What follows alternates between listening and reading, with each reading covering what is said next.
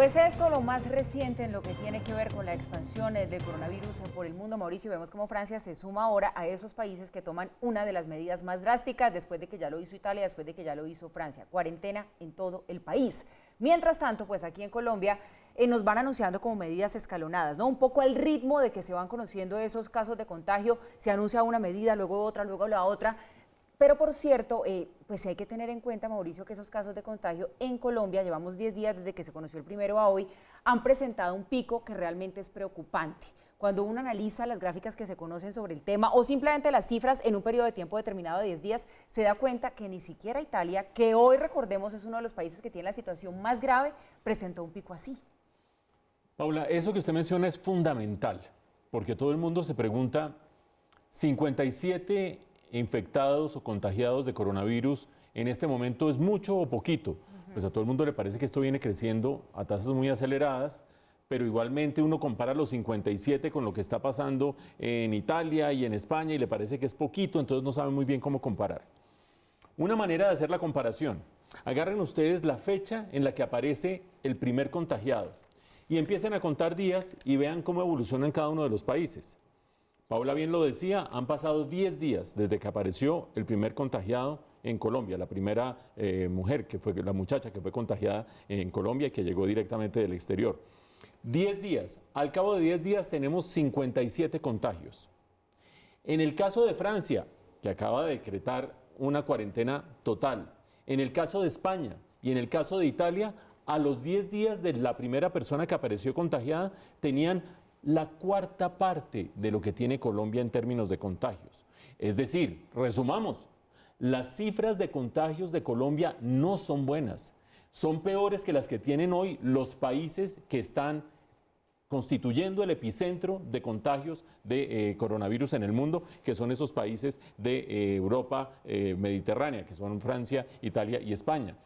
Nosotros tenemos unas cifras muy malas y en esa medida deberíamos haber capitalizado o estar capitalizando el hecho de que no está todavía en niveles muy altos la difusión del coronavirus para tomar medidas drásticas.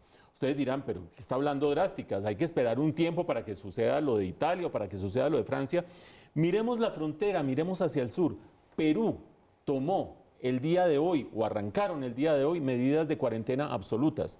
Durante 15 días, ¿qué son absolutas? Sale la gente de sus casas solamente por cuestiones de salud, para comprar alimentos, para comprar remedios y eventualmente para hacer una transacción financiera, una operación financiera o para cuidar a personas que necesitan cuidado, enfermos, adultos mayores, etcétera, etcétera. Comunicadores también lo pueden hacer, afortunadamente. Pero es una cuarentena del estilo que está imponiendo Francia, del estilo que ha impuesto Italia y ya la asumió Perú. Es decir, están pasando cosas en el vecindario también.